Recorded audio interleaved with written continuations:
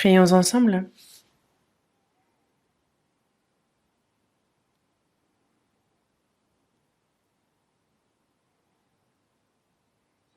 Dieu notre Père, toi qui nous aimes, toi qui es saint et miséricordieux,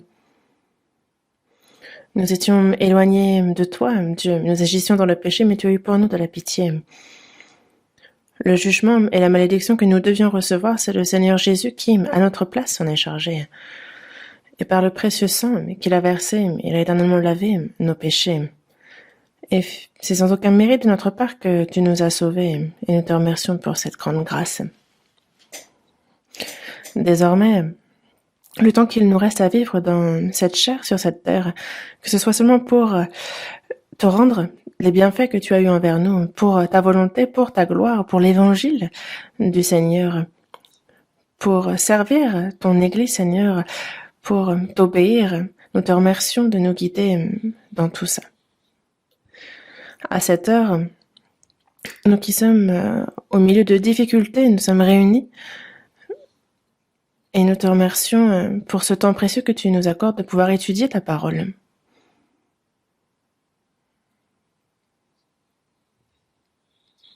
Et nous ne pouvons pas nous réunir à cause de la pandémie de la Covid-19, mais là où nous sommes, en divers lieux, il y a ton Saint-Esprit, Seigneur, au milieu des frères et sœurs qui les accompagnent, qui nous aident.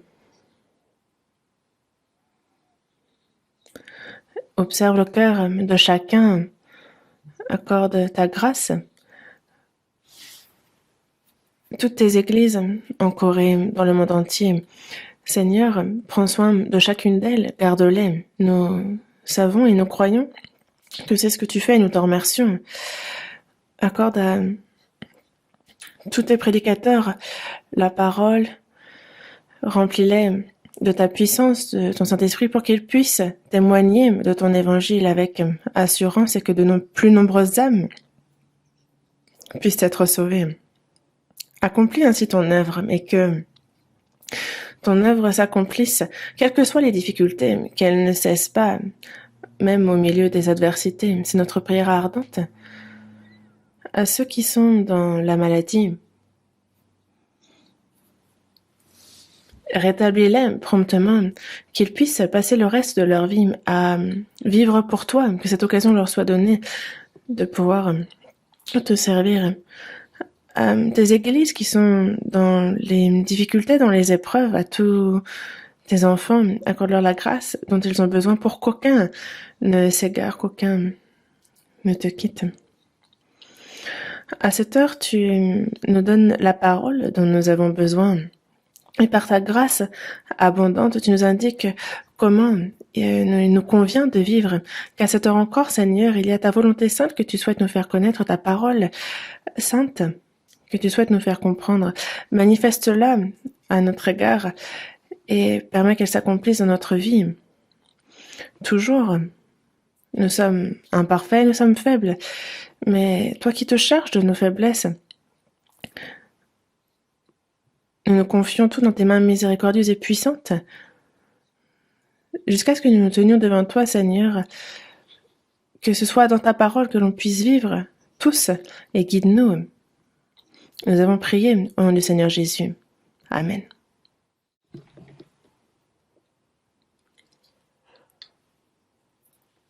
Ouvrons la Bible. Galates, chapitre 5.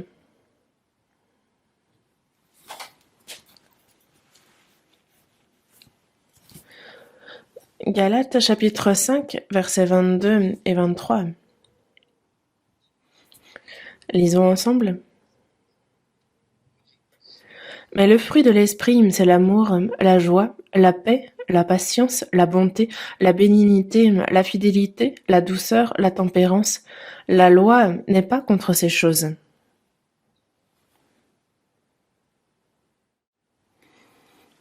Cet été, il fait particulièrement chaud. Hier, une sœur a envoyé un drôle de message. Elle disait souffrir de la chaleur, être juste allongée, à cligner des yeux. Et elle disait « Dieu, couper le chauffage.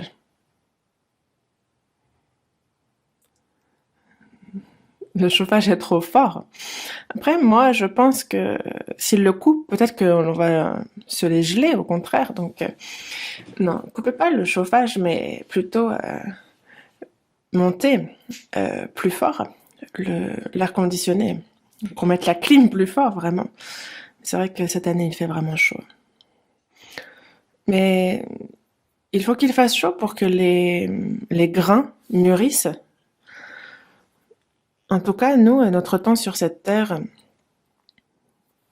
on souffre des désastres et des catastrophes naturelles. C'est vrai que ça nous influence et cela nous touche, à titre personnel aussi, mais il y a beaucoup d'épreuves. Et les gens de ce monde, à la différence des chrétiens,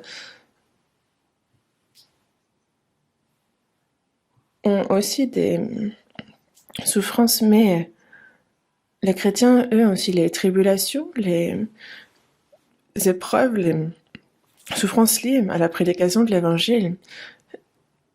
Et si on examine bien, on se rend compte que c'est lorsqu'il y a des tribulations, des persécutions, que l'évangile est plus largement prêché et qu'il y a plus d'âmes qui sont sauvées, que l'œuvre de Dieu est plus grande.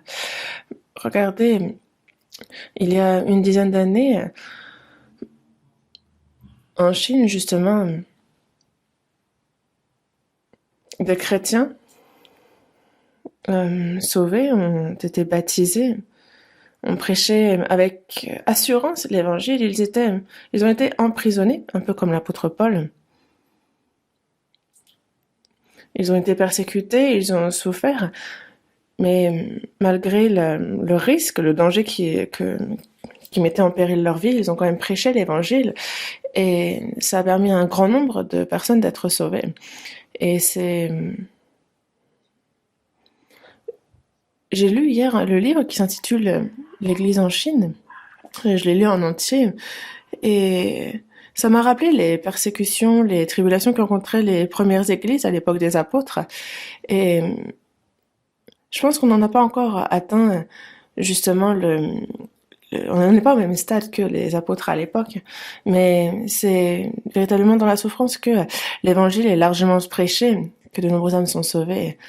Et c'est vrai que on voit dans l'histoire, justement, tous ceux qui ont cherché à complètement éradiquer la Bible de la terre, à ne faire qu'il ne reste pas un seul livre, mais il est toujours là. Par exemple, en fait, désormais, par exemple, en Chine, on ne peut plus acheter de Bible à part dans certains endroits, et il y a comme de la contrebande, un trafic illicite qui s'est donc développé, un marché noir, on pourrait dire. Et donc, certains, justement, ne peuvent pas acheter de Bible, et certains, justement, la copient, et justement la diffusent de cette manière-là. Ah. Et c'est vraiment à travers là aussi qu'on peut vraiment garder la foi jusqu'au bout. En fait, je lisais ça hier et c'est vrai que c'est les difficultés que nous rencontrons en ce moment. Et c'est afin qu'on se confie davantage dans le Seigneur, que l'on prêche l'évangile. Et c'est vraiment au milieu de bien des combats qu'on cet évangile est prêché, qu'on garde la foi.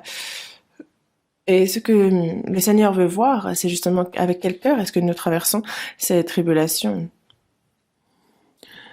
Et il ne faut pas reculer, mais vraiment ne faire qu'aller de l'avant pour le Seigneur avec zèle durant notre vie. En cette fin des temps, toute chose, quand on regarde comment cela se déroule devant nos yeux, vraiment il est certain que les signes de la fin des temps s'accomplissent. Nous, on vit pour le Seigneur, on souffre pour lui, on prêche son évangile, et on peut se dire qu'il ne nous reste plus beaucoup d'opportunités de pouvoir encore le faire pour lui. Nous, chrétiens, en cette fin des temps, en fait, justement, quelle ne doit pas être la sainteté de notre conduite et de notre piété? Parce que toutes ces choses doivent se dissoudre. Et toutes ces choses-là seront jetées au feu. Tout va se dissoudre, tout sera jugé par le feu. Mais alors, quelle ne doit pas être la sainteté de notre conduite et notre piété? Il y a ce verset, justement, qui nous parle de la sainteté de notre conduite et de notre piété. justement de nous qui attendons, attendons l'avènement du jour de Dieu. Et c'est pour ça que nous, en attendant ces choses, il faut nous appliquer à être trouvés par lui sans tache et irrépréhensibles dans la paix. Et en fait, on aborde justement donc le fruit de l'esprit. C'est un grand thème que l'on a commencé à aborder. Et ce verset se déploie désormais en sous-thème un peu. Et dans Galates chapitre 5 verset 22, on nous parle du fruit de l'esprit. En fait, être rempli de l'esprit, ce qui est notre grand thème, c'est être plein, à ras-bord, de ne manquer en rien, d'être vraiment satisfait, d'être vraiment rempli de cet esprit-là. Et c'est ce que Dieu nous demande, c'est vraiment cet accomplissement, cette perfection, que ce soit dans l'amour. Lui nous a donné un amour parfait, il nous a donné un salut parfait. L'amour de Dieu était aussi parfait et éternel. Et c'est cette perfection que Dieu demande. Dans Matthieu chapitre 5 verset 48, il nous le dit, soyez donc parfaits comme votre Père céleste est parfait. Et aussi,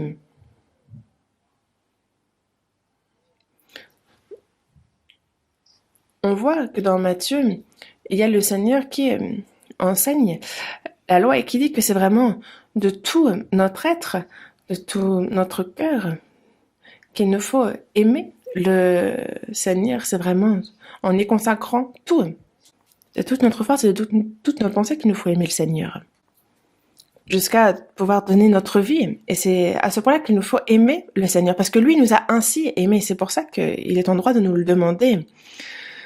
Et aussi dans la première épître de Pierre, chapitre 1, versets 15 et 16, il nous est dit: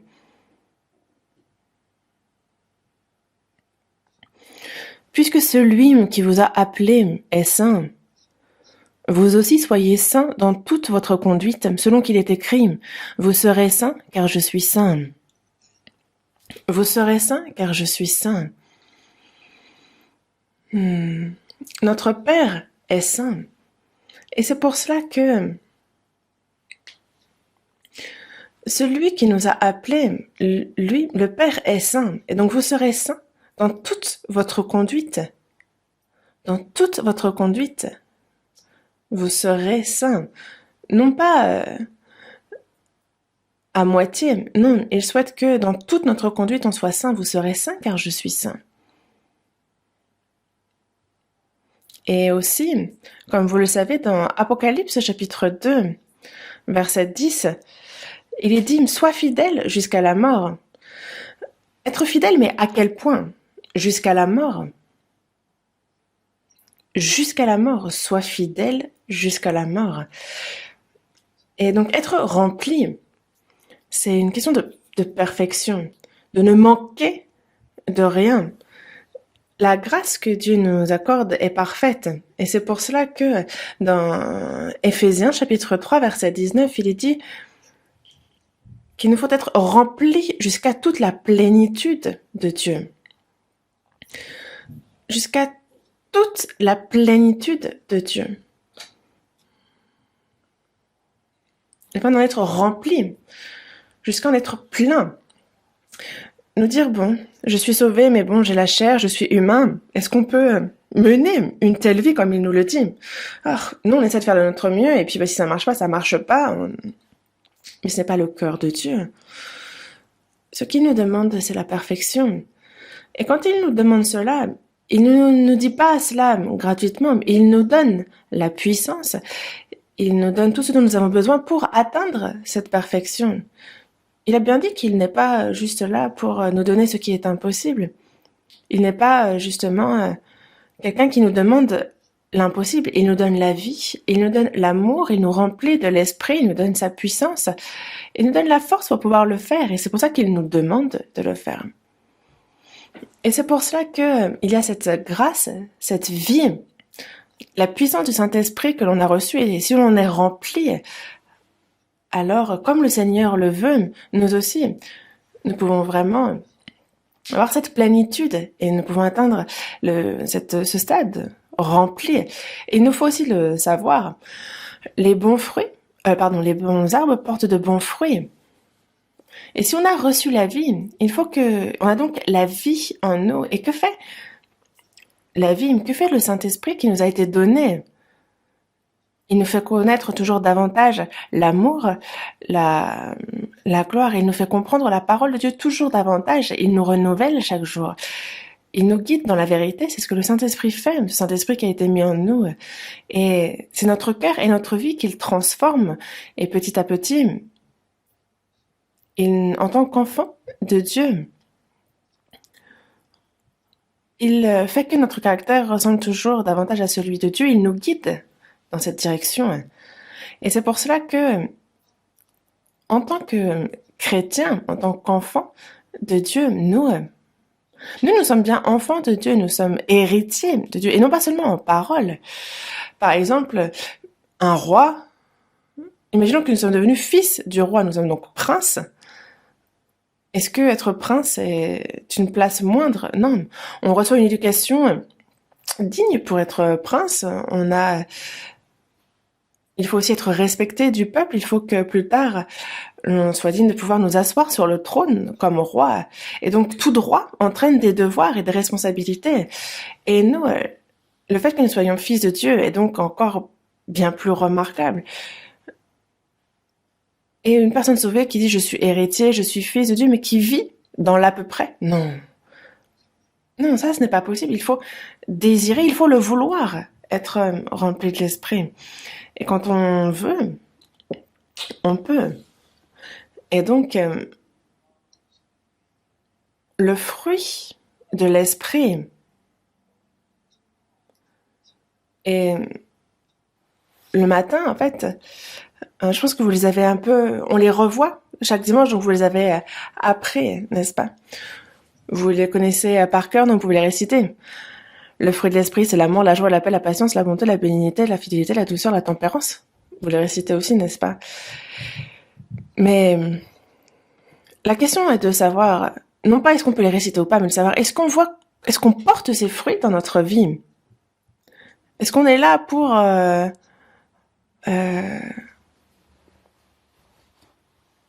juste parader un peu à la communiste? Est-ce qu'on est là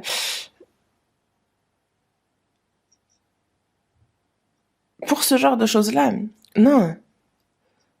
Comment nous pouvons-nous porter le fruit de l'esprit? C'est le Saint-Esprit qui nous aide à porter ce fruit, donc pourquoi ce serait impossible? On sème la semence, ça grandit, l'hiver passe, l'été passe, il y a des tempêtes qui passent, et vient la moisson, et on met les grains dans le grenier, et la paille au vent, on la brûle, et justement, il y a ce fruit. Certains ne s'intéressent pas même aux fruits de l'esprit, ils s'en fichent, n'ont pas même à cœur d'apprendre de quoi ça parle. Si une telle personne existe, on peut s'interroger sur sa foi d'une. Peut-être que c'est juste une coquille vide, cette personne. Peut-être qu'il y a une erreur, un bug quelque part. Car c'est quelque chose qu'il nous faut désirer que de porter ce fruit de l'esprit. Car c'est réellement quelque chose qu'on peut pouvoir se réaliser dans notre vie. Pourquoi ce serait impossible? Et si ça ne se fait pas instantanément, en fait, petit à petit, on atteint ce but. Et quand le Seigneur reviendra, alors c'est jusqu'à notre cœur qu'il transformera, comme il nous l'a dit. Dans tous les cas, aujourd'hui, parmi le fruit de l'esprit, on a déjà abordé l'amour, la joie, et la troisième, c'est la paix. Ce troisième aspect de ce fruit, c'est la paix. Et c'est vrai que moi-même, j'étudie moi-même la Bible concernant le fruit de l'esprit. Et justement, j'aborde chacun des points en détail. Et moi-même, je suis surpris de voir tout ce que j'apprends encore. Et je me rends compte que porter le fruit de l'esprit n'est pas impossible. C'est possible parce que moi, je me souviens auparavant, dans le temps, j'enseignais sur le fruit de l'esprit et en même, je me disais, bon, comment est-ce que l'on pourrait porter les 9 fruits qui constituent le fruit de l'esprit? Comment est-ce qu'on pourrait, en fait... Et en ce moment, je comprends vraiment que non, c'est possible. C'est le fruit que Dieu veut que nous portions. Il nous demande vraiment de porter ce fruit. Et donc, le troisième aspect de ce fruit, c'est la paix. L'amour, la joie, la paix. On a reçu l'amour de Dieu. Et quand on reçoit l'amour de Dieu, une personne sauvée, en fait, justement, c'est une personne qui a compris cet amour. Elle a donc cette joie, cette allégresse. Réjouissez-vous. Soyez toujours dans la joie. Et ça vaut pour que l'on soit dans une situation paisible, que l'on traverse les épreuves, quelles que soient les souffrances que l'on connaît dans notre vie. Même si la mort vient, le fait que l'on puisse se réjouir est vraiment parce que c'est Dieu qui nous donne la joie. Et une personne qui a cette joie connaît aussi la paix. Et la paix, c'est aussi ça comprend la réconciliation, c'est vraiment la paix. La paix avec Dieu, la réconciliation avec Dieu. La paix, c'est l'aspect du fruit de l'esprit. La paix, désormais, l'homme, lorsqu'il pêche, il est éloigné de Dieu, il est sans Dieu. Nous étions nous-mêmes ennemis de Dieu à cause des iniquités que nous avons commises, mais Dieu nous aime, Dieu aime les hommes, et nous qui étions ses ennemis, il a donné son Fils, son unique sur la croix, et il l'a fait mourir pour nous, pour que cette paix s'accomplisse, qu'il y ait réconciliation entre nous. Il ne nous a pas seulement sauvés, et il ne nous a pas seulement sauvés, au final, il nous donne aussi la paix. Il souhaitait que l'on connaisse cette paix dans notre cœur. Dans Colossiens, chapitre 1, verset 20, il le dit bien, qu'il a fait la paix par lui, par le sang de sa croix. Dans la première épître de Jean, chapitre 4, verset 10, il est dit « Cet amour consiste non point en ce que nous avons aimé Dieu, mais en ce qu'il nous a aimés et envoyé son Fils comme victime expiatoire pour nos péchés. » Donc il a envoyé son Fils comme victime expiatoire pour nos péchés, afin qu'il y ait la paix, afin qu'il y ait réconciliation avec lui, afin que désormais nous soyons en paix avec Dieu. Parce que Dieu est justice, donc il ne peut pas laisser passer le péché. Il ne peut pas y avoir réconciliation sans que le salaire du péché soit payé. Et donc les péchés que nous avons commis, c'est à notre place que Jésus, Fils de Dieu, est mort sur la croix et fut donc jugé, il reçut la fureur, il fut jugé à notre place. Il est devenu victime expiatoire pour nos péchés. Il a ainsi accompli la paix entre nous et Dieu. Dans Ésaïe, chapitre 57, verset 21, il est dit « Il n'y a point de paix pour les méchants. » Il n'y a point de paix pour les méchants, évidemment. Ceux qui sont ennemis de Dieu, ceux qui sont perdus, éloignés de Dieu, ceux qui sont voués, ces pécheurs voués à l'enfer, au jugement et à la perdition, ne peuvent connaître la paix. Jésus a payé le prix de tous les péchés, et c'est pour ça qu'il nous dit « Soyez en paix ». Dans Ésaïe, chapitre 53, verset 5, il est bien dit que le châtiment qui nous donne la paix est tombé sur lui. Jésus, qui est sans péché, a été châtié, puni, maudit à notre place. Il s'est chargé de tout cela à notre place. Et donc, le châtiment qui nous donne la paix qui est tombé sur lui, et c'est par ces meurtrissures que nous sommes guéris. Comme cela nous avait été promis, cette paix s'est réellement accomplie. La paix. Dieu est Dieu de paix. Dans la première épître de Jean, chapitre 2, verset 2, il est écrit qu'il est lui-même une victime expiatoire pour nos péchés, non seulement pour les nôtres, mais aussi pour ceux du monde entier. Il a donc effacé les péchés du monde entier. Et la paix s'est accomplie c'est accompli pour les pays les plus faibles, pour les pays qui peuvent être ennemis. Mais imaginez, par exemple, on a deux pays. Et si il y en a un puissant et il y a une nation plus faible, et s'il entre en guerre, forcément que le plus faible va mourir. Mais imaginons que la nation puissante, elle se dise, bon ben, on va être clément, on va justement trouver plutôt un accord, on va essayer de s'entendre et faire que s'ils tendent la main pour créer cette entente et que l'autre nation plus faible, elle, rejette cette entente, alors forcément qu'elle est perdue. Mais on voit Dieu qui a accompli cette réconciliation. Il a bien dit, j'efface tes transgressions comme un nuage et tes péchés comme une nuit, reviens à moi car je t'ai racheté. Je t'ai racheté. Dieu a réglé le problème du péché.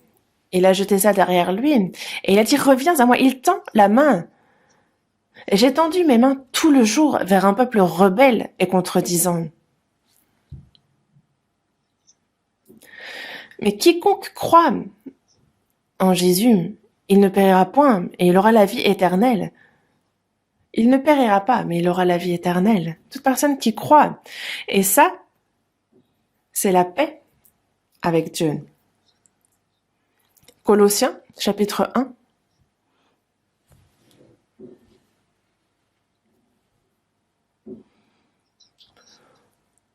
Colossiens, chapitre 1. Du verset 20 au verset 22. À partir du verset 20, il a voulu par lui réconcilier tout avec lui-même, tant ce qui est sur la terre que ce qui est dans les cieux, en faisant la paix par lui, par le sang de sa croix. Et vous, qui étiez autrefois étrangers et ennemis par vos pensées et par vos mauvaises œuvres, il vous a maintenant réconciliés par sa mort dans le corps de sa chair, pour vous faire paraître devant lui saint, irrépréhensible et sans reproche.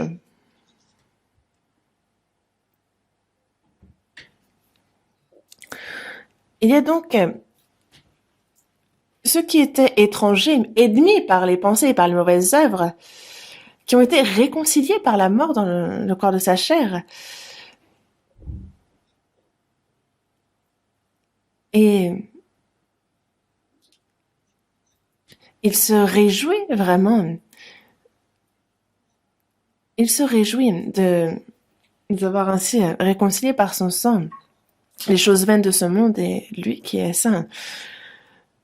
Le fait que nous, de vils pécheurs, des pécheurs comme nous, que nous soyons réconciliés avec Dieu, c'est seulement possible par le sang. Nous qui étions voués à la perdition, des pécheurs vraiment étrangers. Il fait de nous, il ne nous a pas seulement réconciliés, mais aussi il nous fait paraître devant lui saints, irrépréhensibles et sans reproche, afin que nous puissions nous tenir devant la gloire de Dieu sans honte. Et c'est vraiment ce qu'il est en train de faire. Et ce sont des versets vraiment surprenants de Dieu, ce sont des promesses qu'il nous fait. Voyons dans Romains, chapitre 5. Romains, chapitre 5, versets 10 et 11. Car si, lorsque nous étions ennemis, nous avons été réconciliés avec Dieu par la mort de son Fils, à plus forte raison, étant réconciliés, serons-nous sauvés par sa vie. Et non seulement cela, mais encore, nous nous glorifions en Dieu par notre Seigneur Jésus-Christ, par qui maintenant nous avons obtenu la réconciliation.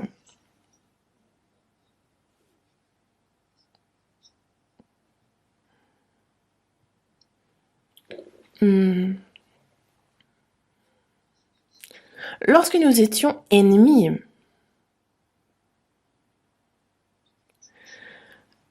il nous a réconciliés, donc par la mort de son Fils. Le fait que l'on ait été réconcilié avec Dieu, c'est par la mort de son Fils, de son unique. C'est lui qui s'est chargé de la malédiction et du jugement que nous devions recevoir. Et cette réconciliation est surprenante. Et donc, à plus forte raison, on est donc réconciliés. Mais nous serons donc aussi sauvés par sa vie. Par la mort de Jésus, nous qui étions ennemis de Dieu, nous ne le sommes plus. Et par sa résurrection, il nous donne la vie et l'espérance. Et il nous a ainsi sauvés. Et désormais,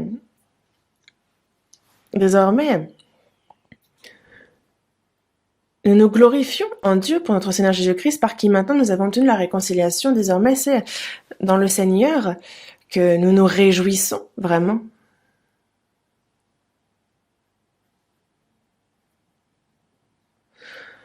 Voyons un autre passage biblique dans Ésaïe. Ésaïe chapitre 54. Ésaïe chapitre 54, versets 9. Versets 9 et 10. Je vous les lis. Il en sera pour moi comme des eaux de Noé. J'avais juré que les eaux de Noé ne se répandraient plus sur la terre. Je jure de même de ne plus m'irriter contre toi et de ne plus te menacer. Quand les montagnes s'éloigneraient, quand les collines chancelleraient, mon amour ne s'éloignera point de toi et mon alliance de paix ne chancellera point, dit l'Éternel qui a compassion de toi.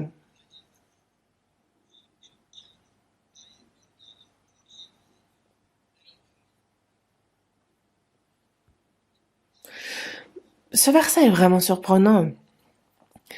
Il dit « Il en sera pour moi comme des eaux de Noé ». Qu'est-ce qu'il veut dire par là?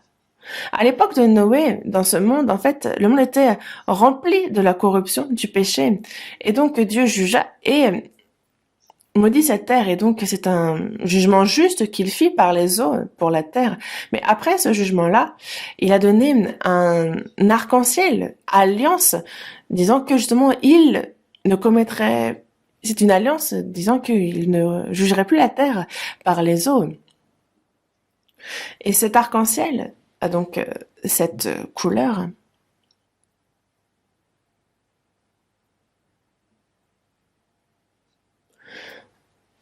Et il a justement parlé de cette alliance qu'il forme avec l'homme, disant qu'il ne jugerait plus la terre par les eaux, que désormais c'est une alliance disant qu'il n'y a plus besoin pour les péchés des hommes qu'il y ait un jugement ou punition, parce qu'il a éternellement pardonné nos péchés.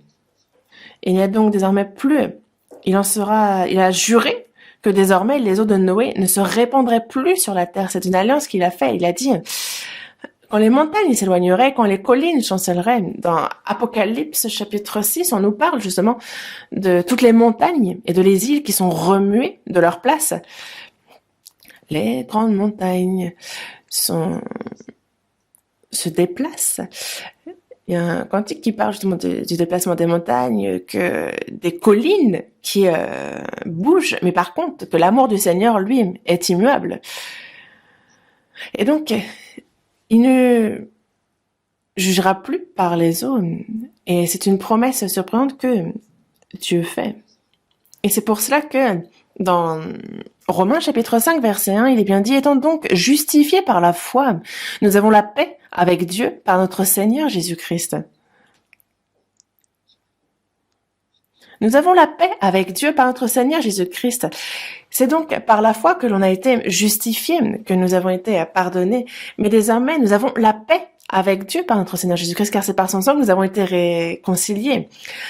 La vie de foi, c'est ça. C'est profiter de la paix qu'il y a en Dieu par le Seigneur. Il faut que ça continue, il ne faut pas que ça s'arrête. Nous avons la paix avec Dieu et il faut que cette paix perdure. Pourquoi? Parce que justement, si on ne fait pas attention, cette paix peut se briser. Imaginez un homme, une femme qui s'aiment, ils se marient, ils forment une famille, ils vivent heureux. Mais en fait, il y a cette harmonie qui peut être brisée si on ne fait pas attention. En fait, on a des caractères différents. Des fois, c'est des disputes qui partent d'un rien, vraiment. Et des fois, certains vont aller jusqu'à se séparer. Des fois, justement, si ça atteint un stade critique, c'est la paix, vraiment, qui se brise dans le couple aussi. Et donc, ça fait voler en éclats le bonheur, la joie. Et c'est pour cela que il faut que les deux s'efforcent constamment pour garder cette paix. S'efforcer donc de comprendre l'autre, de faire des compromis, de se sacrifier aussi pour l'autre, d'en prendre soin. Et c'est à travers ça qu'il y a justement cette paix qui perdure. Après le salut, c'est dans la vie de Dieu. Il a accompli la réconciliation, il a accompli la paix. Mais justement, en fait, il y a cette paix, il faut qu'elle perdure, parce que cette paix peut se briser. C'est pour ça qu'il nous met en garde. Dans la seconde épître aux Corinthiens, chapitre 5, verset 20, l'apôtre Paul s'adresse aux saints de Corinthe et leur dit, « Nous vous en supplions, au nom de Christ, soyez réconciliés avec Dieu. »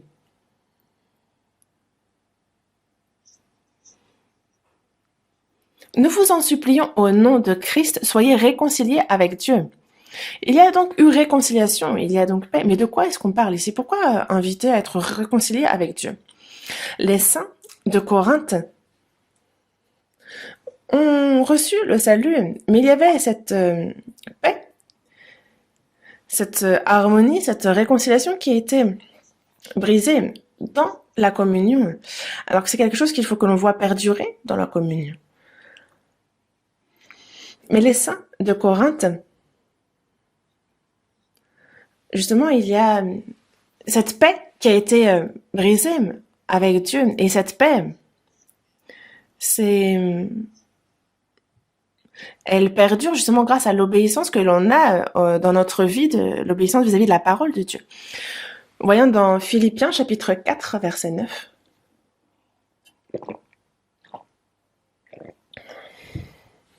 Philippiens chapitre 4, verset 9. Philippiens chapitre 4, verset 9. Ce que vous avez appris, reçu et entendu de moi, et ce que vous avez vu en moi, pratiquez-le, et le Dieu de paix sera avec vous. L'apôtre Paul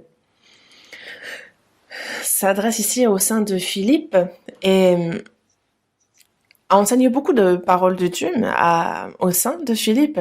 Ce que vous avez appris, reçu et entendu de moi, ce que vous avez vu, pratiquez-le. Donc ce qu'il a enseigné, ce qu'il a fait, comment il a vécu, ce que vous avez vu, pratiquez-le et le Dieu de paix sera avec vous. On parle ici du Dieu de paix. Le Dieu d'amour, le Dieu de paix. Alors, le Dieu de paix et le Dieu de paix sera avec vous. On nous parle beaucoup du Dieu de paix dans la Bible. Cherchez premièrement le royaume et la justice de Dieu et toutes ces choses vous seront données par-dessus. Soyez fidèles jusqu'à la mort et je te donnerai la couronne de vie.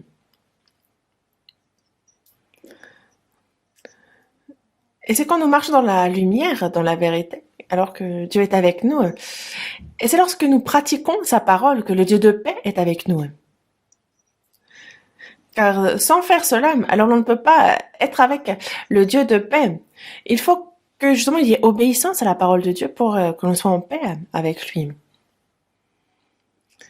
En désobéissant à la parole de Dieu et dire que chanter, louer, dire qu'on est en paix avec lui, non, ça c'est mensonge. Et c'est pour cela que il est dit d'être réconcilié avec Dieu. Et dans notre vie de tous les jours, dans la communion, il faut être obéissant toujours pour pouvoir que le Dieu de paix soit avec nous, pour que ce Dieu de la réconciliation reste avec nous. Dans Ésaïe chapitre 26 verset 3, il nous dit « À celui qui est ferme dans ses sentiments, tu assures la paix. La paix parce qu'il se confie en toi. » À celui qui est ferme dans ses sentiments, qu'est-ce qu'on entend par ferme dans ses sentiments? Ce qui est justement dans le cœur de l'homme, il y a le cœur de Dieu. Certains, par exemple, ils ont les regards fixés sur un objectif et ils ne suivent que cet objectif-là. Et non, il faut que justement nos regards soient fixé, soit ferme vis-à-vis du cœur de Dieu, que l'on obéisse en toute occasion. Et cette personne-là connaîtra la paix. La paix lui est assurée. Et Dieu le guide, cette personne, et assure sa paix. Il n'y a pas de changement concernant notre salut, sauvé et c'est sauvé, mais il peut y avoir des changements dans la paix. Par exemple, c'est comme les enfants avec leurs parents. Imaginez dans une famille aisée, la vie n'est pas en péril, mais il y a une obéissance constante qu'il faut que les enfants aient vis-à-vis de leurs parents. Parce que sinon, je peux y avoir vraiment, la paix peut être brisée, cette harmonie. Il y a un effort à fournir dans ce sens, les uns envers les autres, vraiment bien faire, pour que, justement, c'est vraiment important de fournir cet effort pour conserver cette paix. Et non pas vivre comme bon nous semble, comme ci, comme ça. Comment est-ce que vous pensez pouvoir être en paix alors avec le Dieu qui est saint? Dans la première épître aux Corinthiens, chapitre 1, verset 9, il est bien dit, Dieu est fidèle, lui qui nous a appelés à la communion de son Fils, Jésus-Christ notre Seigneur. Il nous a sauvés.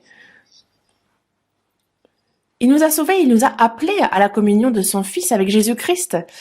Il nous a vraiment appelés à la communion avec les autres frères et sœurs, avec les saints. C'est ça, l'Église, c'est ça la vie de foi. Et c'est au sein de l'Église qu'il y a, justement, qu'il faut qu'il y ait cette réconciliation, cette paix. Car c'est par l'amour du Seigneur que nous avons reçu le salut, que les saints sont sauvés. Mais il y a cette communion qui est avec Jésus-Christ. Et c'est au sein de cette communion qu'il peut y avoir des problèmes. Il peut y avoir de la jalousie, de l'envie, des disputes. Il se peut qu'il n'y ait pas forcément harmonie, réconciliation. Il y a cette paix qui est alors brisée. Et c'est pour ça qu'il est dit avec fermeté au sein de Corinthe, justement, et de Philippe, de vraiment être aussi, justement, de s'efforcer d'être ensemble, de conserver cette paix. Parce que Dieu est avec nous. Il nous a sauvés et il nous a appelés à la communion.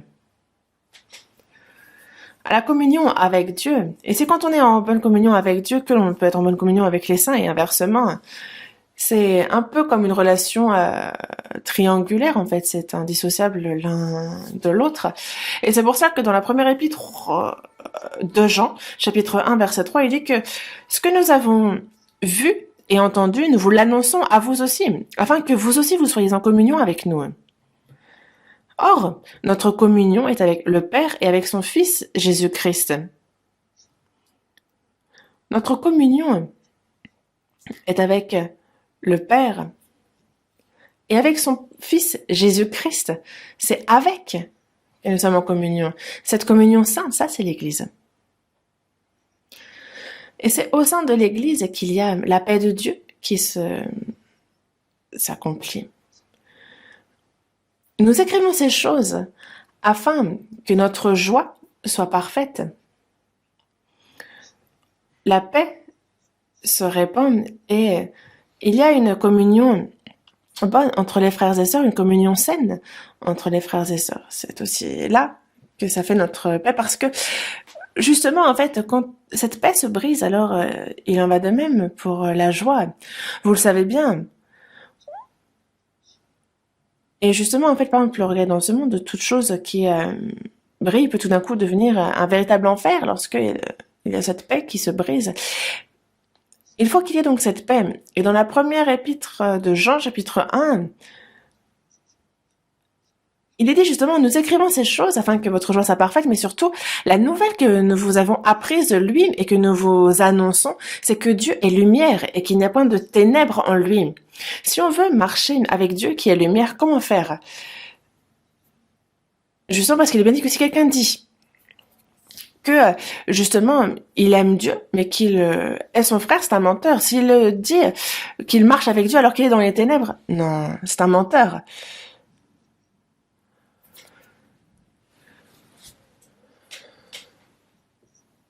Une personne il y a cette obscurité, justement, ces péchés que l'on cache, des frères et sœurs que l'on garde dans notre cœur. Et c'est des péchés qu'il nous faut confesser pour, justement, que cette obscurité cette obscurité nous quitte.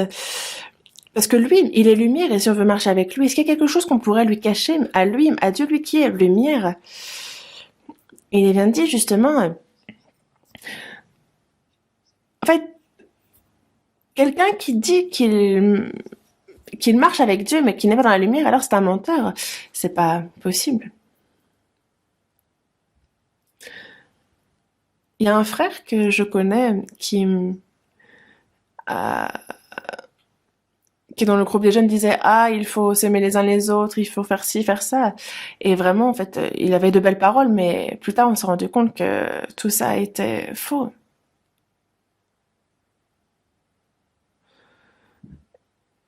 Après tout a été révélé plus tard, mais même si ce n'est pas révélé, Dieu sait très bien. Au sein de la communion, il ne peut pas y avoir de mensonge. Et justement, si nous marchons dans la lumière, comme il est lui-même dans la lumière, nous sommes mutuellement en communion. Le salut, c'est justement le pardon éternel de nos péchés par le sang précieux versé du Seigneur. Mais après le salut, nous pouvons commettre des erreurs. Le truc est que lorsque nous marchons dans la lumière, alors le moindre péché se voit. Et il suffit justement de confesser, de nous repentir et de retourner dans cette lumière. Alors vraiment, on peut dire marcher avec Dieu, être en communion avec lui, en communion avec les autres, c'est alors que la lumière peut luire de nouveau. Et donc cette communion, au sein de la communion, vraiment il y a cette communion. Et c'est en son sein que l'on peut dire être avec Dieu. Et c'est là qu'on peut justement lui être agréable, que au cours de notre vie où on lui obéit, c'est alors qu'on vraiment on peut connaître la paix. Il faut mettre un terme, jeter tous les péchés qui font obstacle à la paix avec Dieu. Et non pas les cacher et il ne peut pas y avoir de paix avec Dieu en gardant des péchés en nous. Quand on parle de cette paix avec Dieu,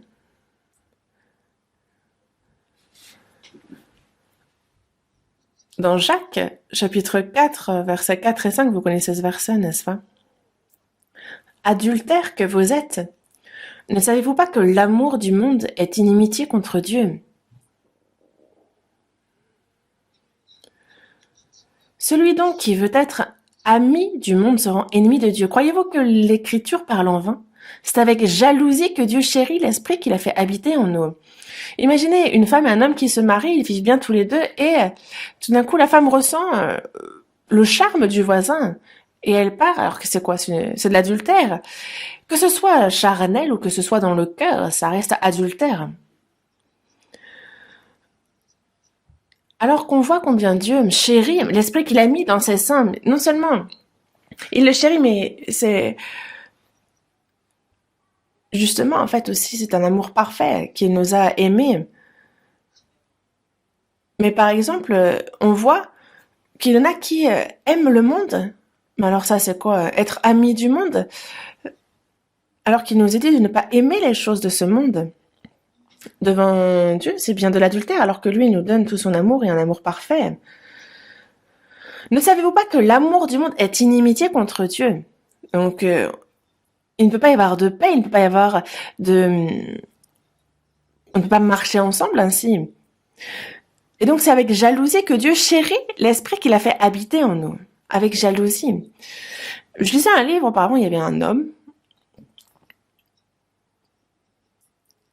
qui, justement, trouvait sa femme si charmante, si belle,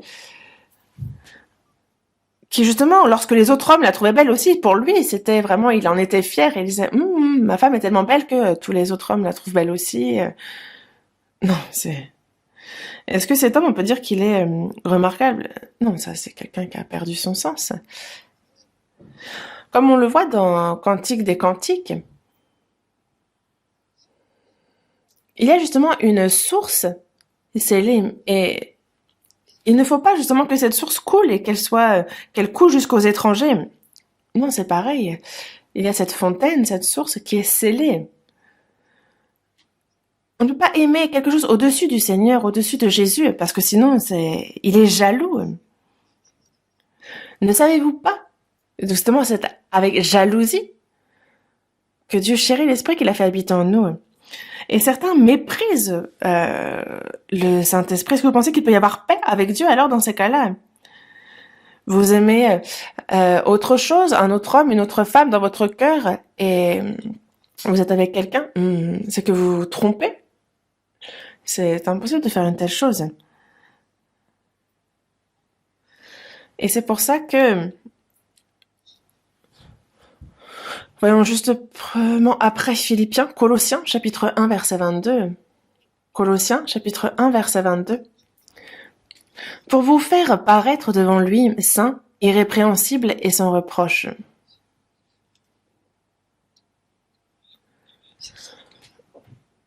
Il y a donc cette paix, on est réconcilié avec Dieu et désormais, il veut nous faire paraître devant lui saint, irrépréhensible et sans reproche. Et donc, quel est le résultat de cette réconciliation? C'est le fait que justement on est en communion avec Dieu pour être saint, irrépréhensible et sans reproche lorsque nous nous tiendrons devant lui quand on devra paraître devant lui. Job, chapitre 22. Job, chapitre 22, verset 21.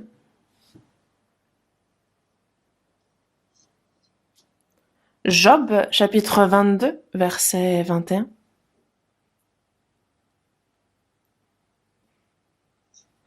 On lit ensemble. Attache-toi donc à Dieu et tu auras la paix, tu jouiras ainsi du bonheur.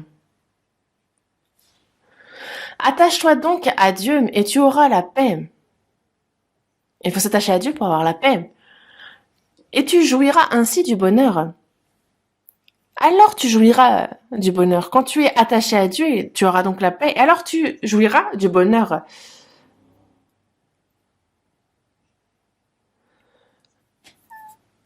Être en paix avec Dieu constamment, c'est très important.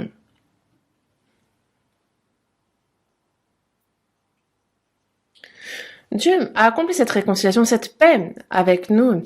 Et dans notre vie, lorsque l'on obéit à sa parole, lorsqu'on lui obéit, alors cette paix continue, elle perdure. Et c'est ce qu'il veut qu'il se passe dans notre vie.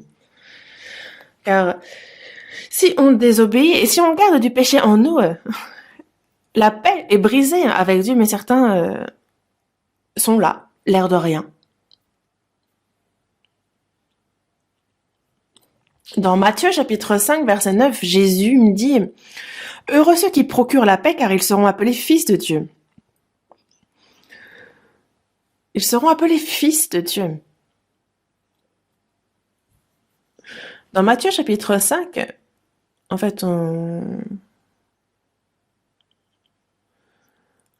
a abordé les béatitudes et en fait, il y a 7 fois répété heureux. Donc, il y a 7 bénédictions, on pourrait dire. Et justement, heureux ceux qui procurent la paix, car ils seront appelés fils de Dieu. Qu'est-ce que cette paix? Il y a la paix avec Dieu et en même temps la paix avec les saints sauvés.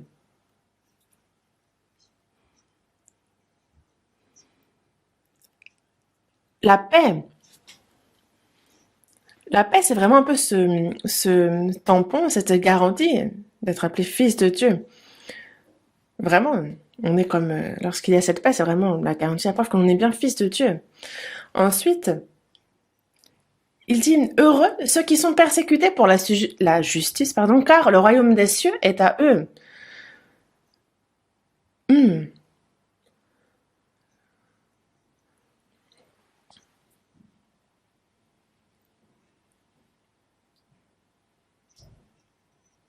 Désormais, on est vraiment Une fois qu'on a ces bénédictions, lorsqu'on est heureux ainsi, il y a vraiment cette personnalité du chrétien, cette personnalité qui se forme en nous. Et alors, on est vraiment persécuté pour la justice, quand justement cette personnalité s'est formée en nous. Mais dans tous les cas, heureux ceux qui procurent la paix. Procurer la paix, non pas seulement avec Dieu, mais entre tous les frères et sœurs sauvés. Il doit y avoir cette paix aussi. L'Église, c'est vraiment le lieu de paix entre tous ceux qui ont été sauvés, entre ceux qui sont réconciliés avec Dieu. Et c'est pour ça que ceux qui sont sauvés doivent aussi, il doit aussi avoir cette paix, non pas seulement avec Dieu, mais aussi avec les frères et sœurs qui sont sauvés. Aimez-vous les uns les autres comme je vous ai aimé. En fait, c'est la même histoire. Et dans Matthieu, on voit donc déjà, non seulement on est justement heureux lorsqu'on nous outrage, quand on nous persécute, qu'on nous dira des choses fausses de nous, à cause de nous, mais aussi, surtout dans le verset 23 et 25, il dit que quand on présente notre offrande à l'autel et que là, si on se souvient qu'on a quelque chose contre un frère, alors il faut laisser là l'offrande devant l'autel et on doit d'abord aller se réconcilier avec ce frère, puis ensuite on revient présenter l'offrande. Il faut d'abord se réconcilier avec le frère. Ensuite, on vient présenter l'offrande à Dieu. Qu'est-ce qu'il dit par là? S'il n'y a pas peine avec les frères et sœurs, il n'y a pas paix avec Dieu. Et Dieu ne reçoit pas les offrandes présentées par une telle personne. Une personne qui ne veut pas être en paix, réconciliée avec les frères et sœurs, ne le souhaite pas non plus l'être avec Dieu. N'est-ce pas?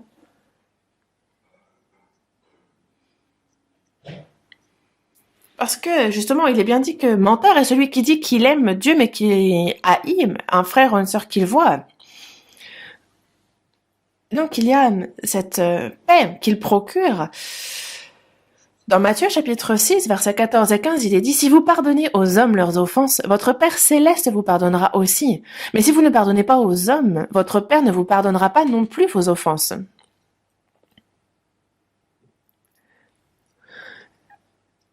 S'il y a un frère ou une sœur qui nous ont blessés, que ce soit en parole, que ce soit en action, qui nous ont nui, et que moi, en retour, je hais cette personne, par exemple, je dis, toi, tu m'as fait ça, tu vas voir ce qui t'attend. Non, c'est pas la bonne attitude, ça c'est pas la paix, parce qu'il n'y a pas de pardon ici.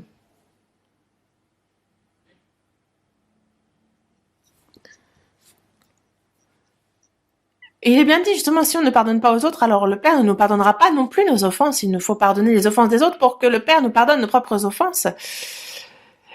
Et si vous avez toujours justement du ressentiment, si vous ne pardonnez pas, alors il y a forcément, ce n'est pas de la paix, mais c'est plutôt de la haine entre frères et sœurs qui va se produire. Et donc il faut au plus vite se réconcilier, avant même de prier, avant même d'offrir quoi que ce soit à Dieu. Il faut commencer déjà par se réconcilier. Car si vous ne pardonnez pas aux hommes, votre Père ne vous pardonnera pas non plus vos offenses. Pardonner.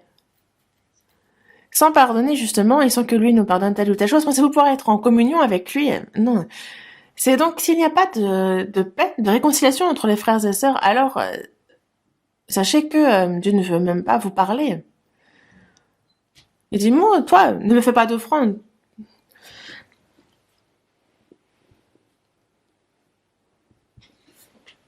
Quelqu'un qui dit, oh, je veux pas voir tel frère, telle sœur, oh, je veux pas faire ci, je veux pas faire ça. C'est quelqu'un qui ne veut pas être en paix avec Dieu non plus. Mais quand on se hait les uns les autres, quand on s'insulte, quand on se bat, alors les parents, quand ils voient leurs enfants agir ainsi, vraiment, ils sont blessés dans leur cœur. Ils n'aiment pas du tout les voir ainsi. Ils aiment voir leurs enfants bien s'entendre. Et Pierre l'a bien dit. Lorsqu'on lui a dit, mais combien de fois est-ce qu'il faut pardonner son frère? 7 fois. Jésus a dit,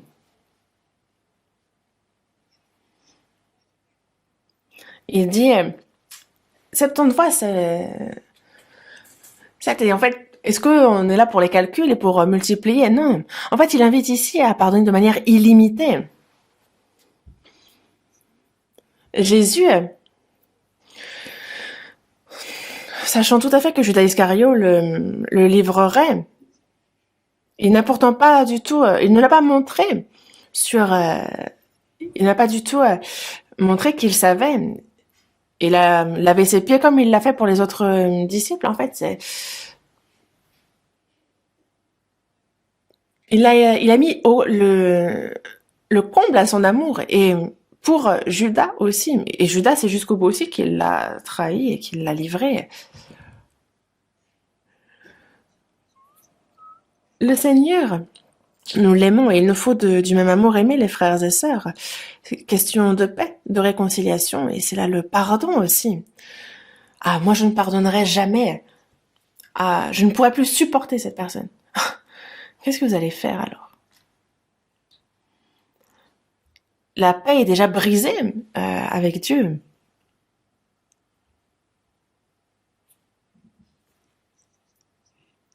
Dans Éphésiens chapitre 4, verset 32, il est dit « Soyez bons les uns envers les autres, compatissants, vous pardonnant réciproquement comme Dieu vous a pardonné en Christ. Soyez bons les uns envers les autres, compatissants, vous pardonnant réciproquement. » Regardez dans cette vie combien c'est difficile, combien on souffre, surtout en tant que chrétien, on est davantage méprisé. Mais si en plus on n'est pas compatissants les uns envers les autres, si on ne se pardonne pas, si on ne s'aime pas les uns les autres, qui va le faire pour nous alors?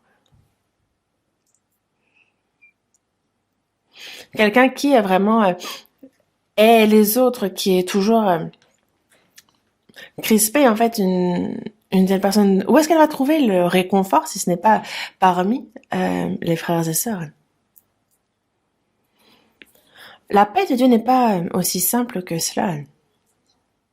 Tous ces versets qu'il nous donne, c'est pour la paix dans l'Église, car il souhaite voir cette paix entre les saints, au sein de son Église. Vous aussi, vous pardonnez-vous réciproquement, comme Dieu vous a pardonné. Nous n'avons pas seulement reçu le pardon éternel de nos péchés, et nous qui avons reçu un si grand salut, est-ce que nous ne pourrions pas pardonner le frère ou la sœur pour une petite faute commise? Dieu, lui, ne nous pardonne pas si nous ne pardonnons pas nous-mêmes. Voyons dans Colossiens chapitre 3. Colossiens chapitre 3.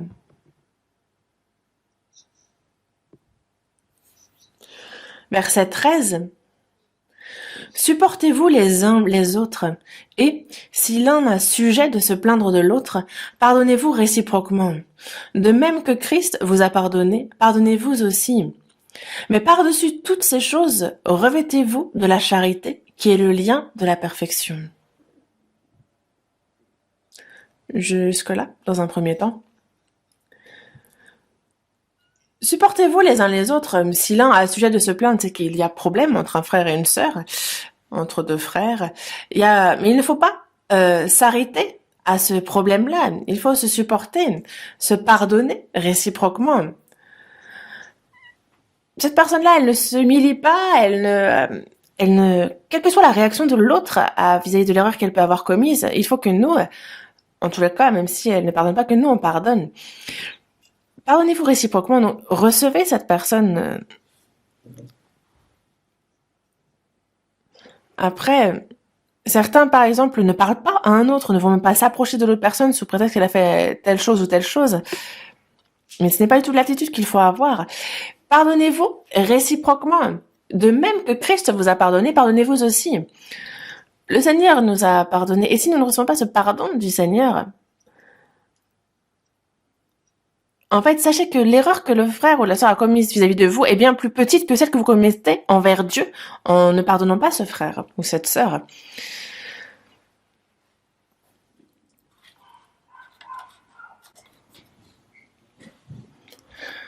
La paix entre les frères et les sœurs avec Dieu. En fait, c'est des relations vraiment absolues. Mais par-dessus toutes ces choses, revêtez-vous de la charité, qui est le lien de la perfection. Donc la charité ne peut pas être exempte, elle en fait forcément partie. C'est vraiment la charité qui est le lien de la perfection qui nous unit les uns aux autres. Si ce n'est pas l'amour, alors comment est-ce que nous pourrions être un? Verset 15. Lisons ensemble. Et que la paix de Christ à laquelle vous avez été appelés pour former un seul corps règne dans vos cœurs et soyez reconnaissants.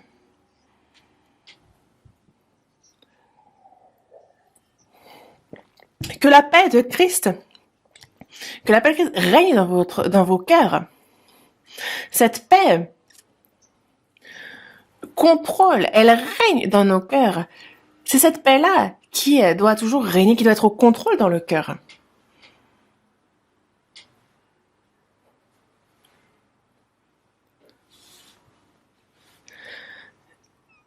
Et si on veut que cette paix soit au contrôle constamment dans notre cœur, il faut donc qu'on obéisse à la parole de Dieu, que l'on pardonne les frères et sœurs, il y ait cette paix continuelle avec Dieu et avec les frères et sœurs.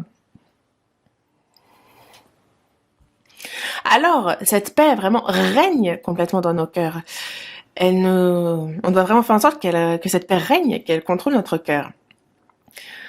Et ce qu'on a été, on a été appelés pour former un seul corps.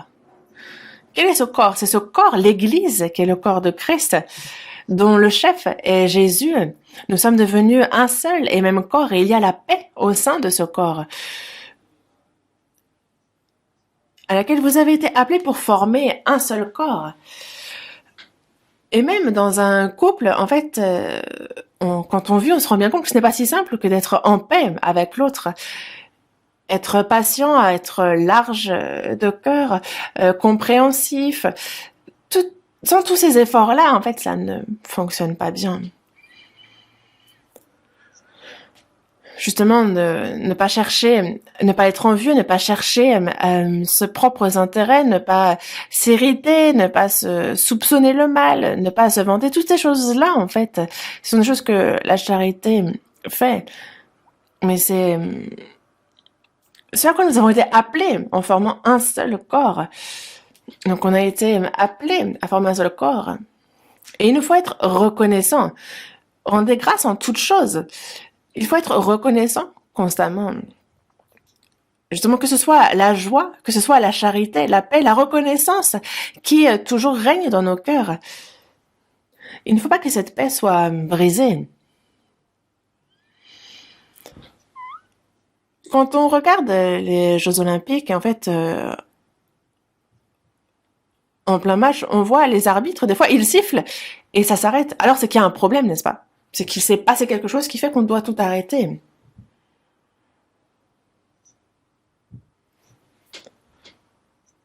Et soit on regarde justement, on check avec les vidéos. Mais c'est pareil, si la paix est brisée dans notre vie, c'est qu'il y a un problème. Un problème avec les frères, un problème avec Dieu. En tous les cas, c'est lié. Non? En réalité, c'est un problème grave et sensible. Et que la paix règne dans vos cœurs. Et c'est pour ça que dans Romains chapitre 14, verset 19, il est dit « Ainsi donc, recherchons ce qui contribue à la paix et à l'édification mutuelle. » Nous, en fait, au sein de l'Église, il nous faut rechercher ce qui contribue à la paix, à l'édification mutuelle. À la paix, veut dire à l'unité, justement, à pouvoir être unis, à l'édification mutuelle, à s'aider les uns les autres, en fait, d'être là les uns pour les autres, d'apporter vraiment aux autres.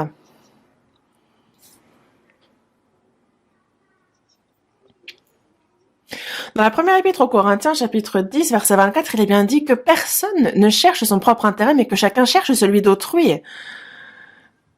On va toujours chercher à ne pas pardonner ce que les autres ont fait de mal, mais alors on ne pense pas à ce que nous-mêmes nous avons pu commettre. à toutes les blessures que l'on a pu infliger au cœur des frères, des sœurs.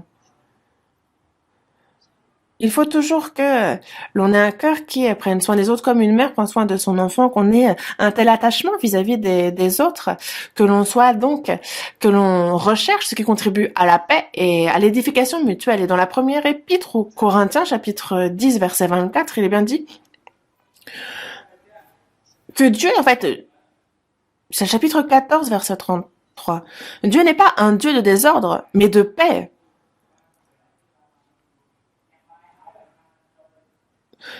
Certains vont chercher les défauts les uns des autres, ils vont essayer de les exposer, en fait, chercher justement à écraser l'autre.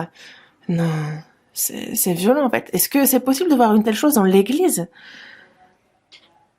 Et c'est pourquoi faire.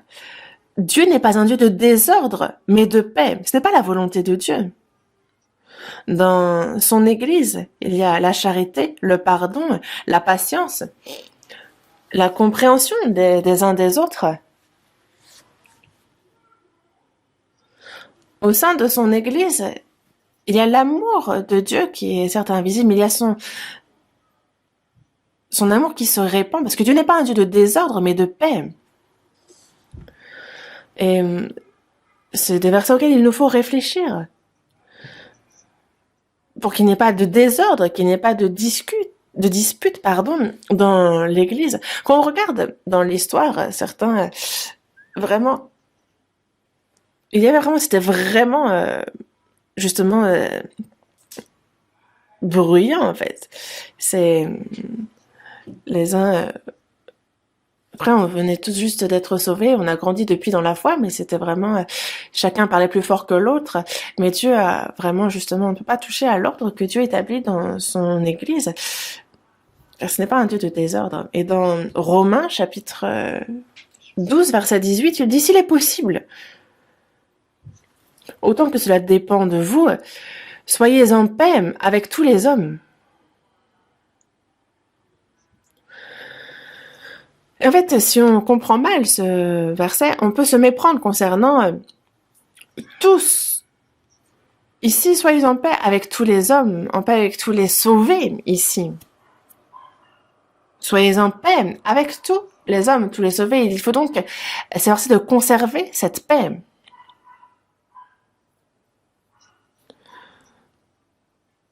Il est déjà difficile, à deux personnes de s'entendre. Il y a une expression chez les Juifs qui dit que lorsque deux se rencontrent,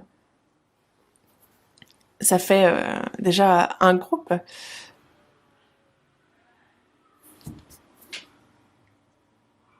Et nous qui sommes sauvés, justement, il y a besoin de conserver cette paix. Et ça, c'est un aspect du fruit de l'esprit. Justement, c'est ce qu'il nous faut porter.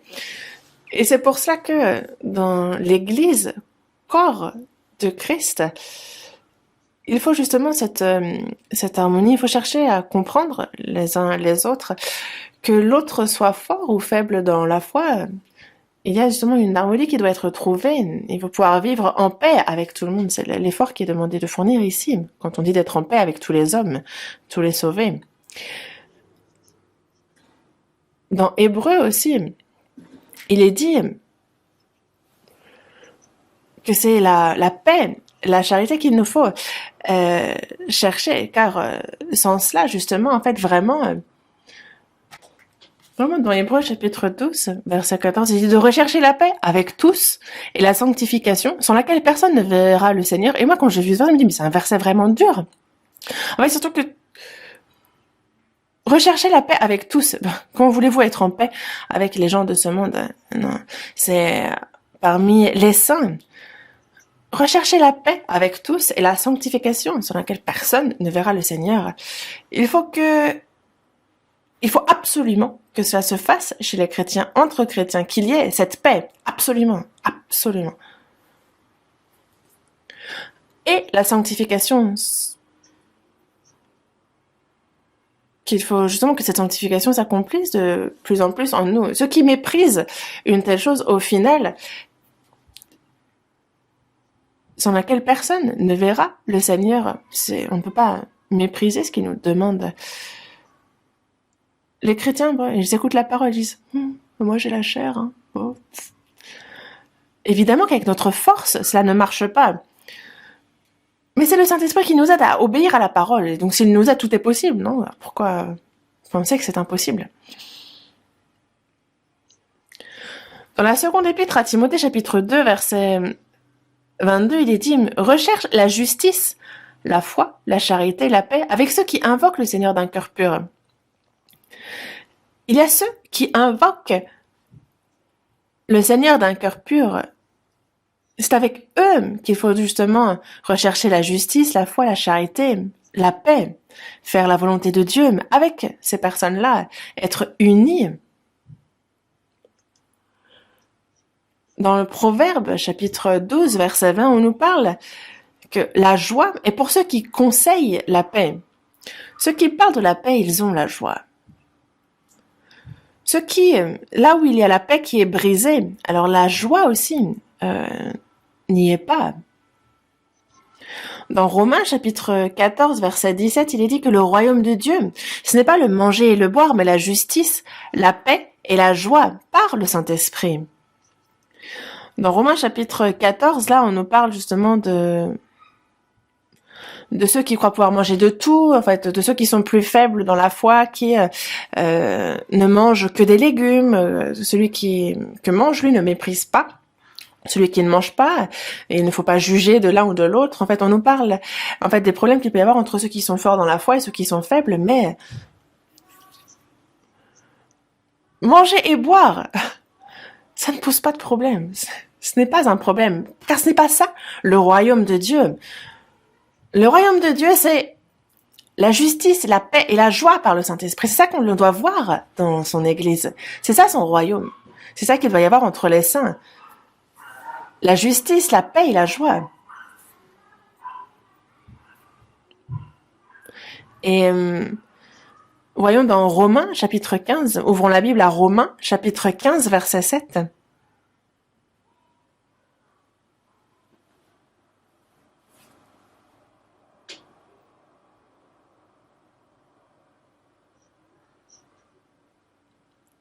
Romains, chapitre 15, verset 7. Accueillez-vous donc les uns les autres comme Christ vous a accueillis pour la gloire de Dieu.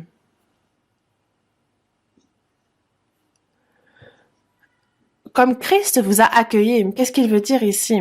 Nous, qui étions pécheurs, insensés, imparfaits, il nous a accueillis par amour, il nous a sauvés par sa grâce, il nous a accueillis. Donc Christ nous a accueillis. Mais alors, accueillez-vous donc les uns les autres, comme Christ vous a accueillis pour la gloire de Dieu.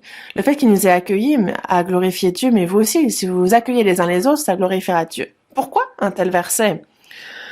Christ nous a accueillis et nous aussi, il nous faut que par la miséricorde, par le pardon, par la charité, nous accueillons les autres. Mais nous, on fait du tri, genre, oh, mais celle-ci, non, pas cette personne, mais cette personne-là, ok.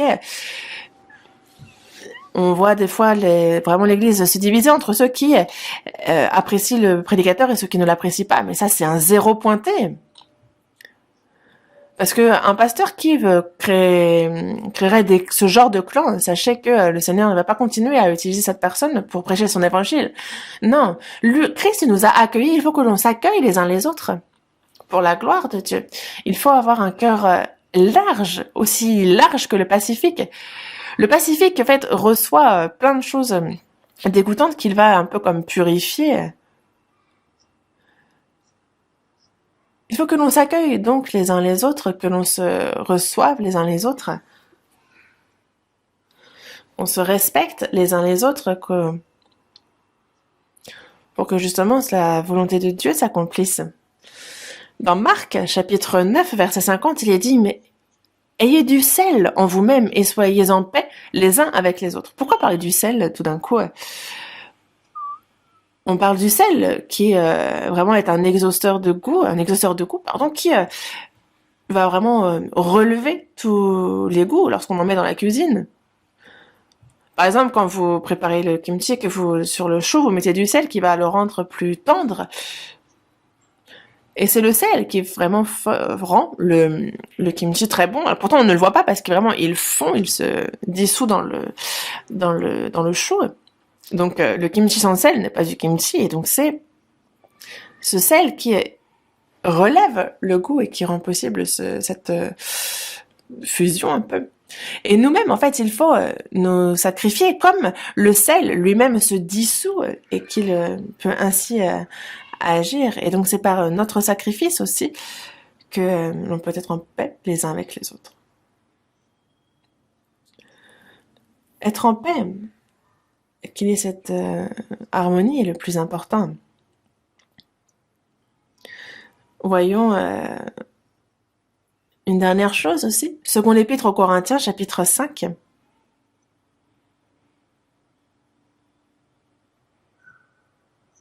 Seconde épître aux Corinthiens, chapitre 5. Versets 18 et 19. Seconde épître aux Corinthiens, chapitre 5, versets 18 et 19. Et tout cela vient de Dieu, qui nous a réconciliés avec lui par Christ et qui nous a donné le ministère de la réconciliation. Car Dieu était en Christ, réconciliant le monde avec lui-même en n'imputant point aux hommes leurs offenses, et il a mis en nous la parole de la réconciliation.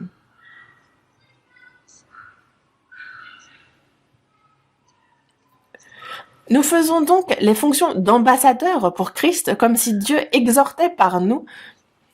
Nous vous en supplions, au nom de Christ, soyez réconciliés avec Dieu. Ici, on dit, et tout cela vient de Dieu, qui nous a réconciliés avec lui par Christ. Il nous a donné le ministère de la réconciliation. Déjà, il y a réconciliation avec Dieu. Je vous ai parlé de cette réconciliation avec Dieu qui est la priorité et elle doit perdurer. Et cette réconciliation, c'est vraiment cette paix avec les frères et sœurs. Et ici, on nous parle du ministère de la réconciliation avec ceux qui ne sont pas encore sauvés, qui tournent le dos à la grâce de Dieu. Ceux qui, justement, n'ont pas reconnu la bonté et la grandeur de Dieu, ceux qui ne reconnaissent pas Dieu pour Dieu, on leur prêche l'évangile. Ils reçoivent le salut. Et c'est justement ce ministère qui est cette prédication de l'évangile afin qu'ils soient réconciliés avec Dieu. C'est ça ce ministère de la réconciliation. C'est un ministère qui nous a été donné par Dieu. Car Dieu était en Christ réconciliant le monde avec lui-même en n'imputant point aux hommes leurs offenses et il a mis en nous la parole de la réconciliation. Parce que si jamais il nous impute nos offenses, alors c'est la fin pour nous. Mais il les a imputées à Jésus-Christ et il nous a accueillis ainsi. Et c'est cette grâce-là que nous prêchons. Et nous sommes des ambassadeurs de Christ qui prêchons cet évangile. Il nous a confié le ministère de la réconciliation. Il a mis en nous la parole de la réconciliation. Et cette parole de la réconciliation, c'est l'évangile. On prêche l'évangile afin que les âmes puissent être sauvées et qu'ils soient réconciliés avec Dieu. L'évangile, c'est la parole de la réconciliation, car c'est par l'évangile que nous, pécheurs, ennemis de Dieu, nous pouvons devenir ses enfants. Et nous avons donc ce ministère de la réconciliation. Dieu était en Christ réconciliant le monde avec lui-même.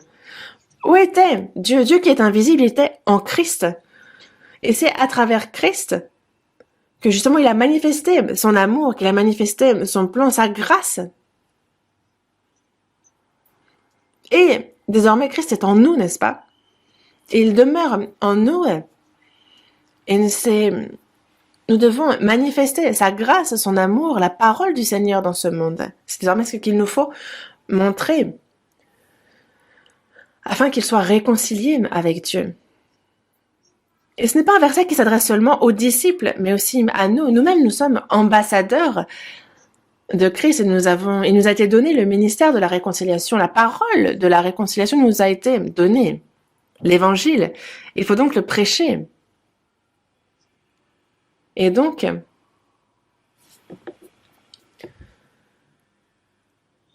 justement, Christ, justement, il a été, non seulement, il a été fait victime pour le monde entier. Il faut donc prêcher que nous, on prêche la réconciliation au monde entier.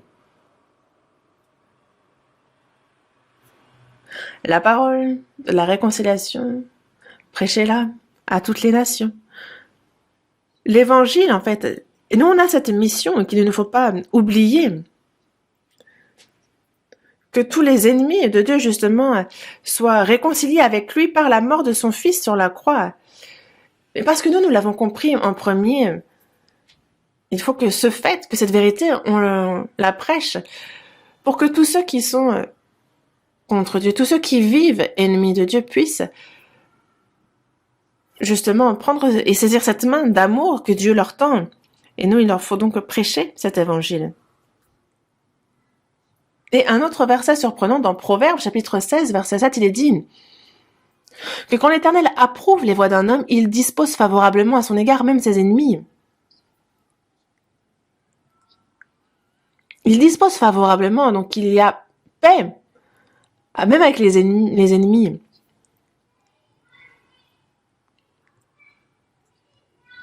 Comment?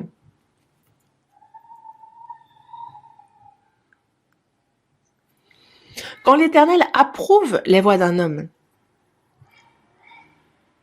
ceux qui, on pourrait croire que toute leur vie, jamais ils ne croiront à Dieu. Si nous, on marche en Dieu, si on est agréable à Dieu, alors il va justement faire en sorte que ces personnes soient sauvées. Il va se rendre compte de la vérité de la parole, il va se rendre compte de la grâce de Dieu. Alors il se repentira. Il sera sauvé. Jacob a vécu en suivant sa ruse et il y a son grand frère Ésaü qui lui vient avec accompagné de ses guerriers. Et en fait, c'est toute la nuit, il va lutter dans son songe avec un ange. L'ange va le frapper au talon. Et de quoi on parle ici, c'est que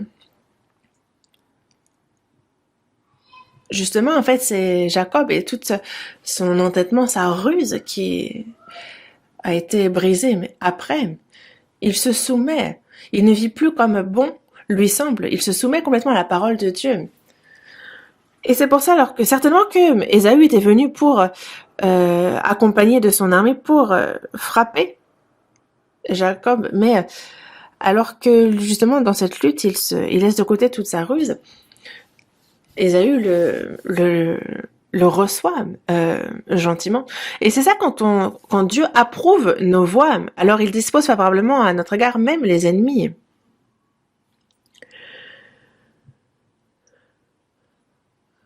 Abraham a vécu selon la parole de Dieu. Et c'est pour cela que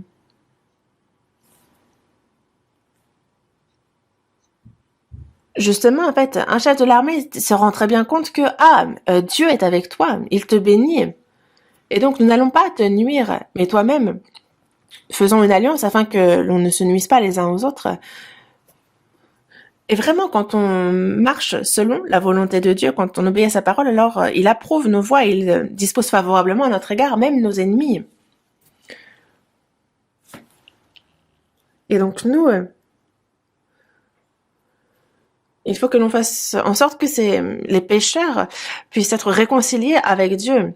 Car ils sont ennemis non pas à cause de leurs péchés, mais bien à cause du fait qu'ils ne croient pas désormais, parce que il a effacé toutes les transgressions, il appelle seulement à revenir à lui. Et donc c'est de cette grâce-là dont on témoigne pour qu'ils puissent être sauvés et réconciliés avec Dieu. C'est cet évangile qu'il nous faut prêcher, afin qu'il voie nos bonnes œuvres et qu'il glorifie notre Père qui est dans les cieux. Et donc nous, pour la prédication de l'évangile, en fait, il faut que l'on vive, que l'on soit agréable dans notre vie à Dieu. Alors ils seront réconciliés avec Dieu. La réconciliation avec Dieu, la paix avec Dieu, il faut qu'elle perdure dans notre vie de foi. La paix avec Dieu, la paix avec les frères et sœurs, la paix pour que la paix et qu'il y ait réconciliation aussi entre ceux qui ne sont pas sauvés et Dieu. Il faut faire tout cela. Et désormais, on est déjà le 1er août. Aujourd'hui, on est le 1er jour d'août, donc. Et C'est vrai que à cause de la pandémie, donc on est dans des difficultés dans la prédication de l'Évangile et bien d'autres aspects, mais on a à partir du 23 la retraite d'été, et donc il nous faut prier pour cela, pour que l'on puisse vraiment, quoi qu'il arrive, euh, prêcher, que ceux qui ne sont pas encore sauvés puissent l'être. Il nous faut nous y préparer et prier pour cela. Prions ensemble. Dieu notre Père, toi qui es miséricordieux, nous étions éloignés de toi et étions ennemis à cause de nos offenses. Mais pour nous, tu as donné ton Fils, ton unique, ton Saint, et par son sacrifice, tu nous as réconciliés avec toi. Et désormais, c'est la vie éternelle et l'espérance glorieuse de pouvoir entrer dans ton royaume. Et c'est durant le reste de notre vie sur cette terre que nous voulons pouvoir t'obéir, vivre selon ta volonté. Et tu continues à ce qu'il y ait cette paix entre toi et nous, entre les frères et sœurs aussi, que les uns et les autres l'on s'aime, qu'on se serve, les uns les autres que l'on s'entraide. Il y a cette paix que tu donnes et qui se propage dans l'Église, fait que ceux qui ne sont pas encore sauvés, que ces âmes, là, que l'Évangile puisse leur être prêché, qu'elles puissent être réconciliées avec toi, que l'on puisse justement prêcher cet Évangile qui rétablit la paix entre toi et les pécheurs. Aide-nous pour ces âmes, surtout avec mais une fin à ce désastre qu'est la pandémie de la COVID-19 et permet que ton Évangile soit largement prêché. Toutes choses sont confiées dans tes mains saintes, Seigneur, et nous avons prié au nom du Seigneur Jésus. Amen.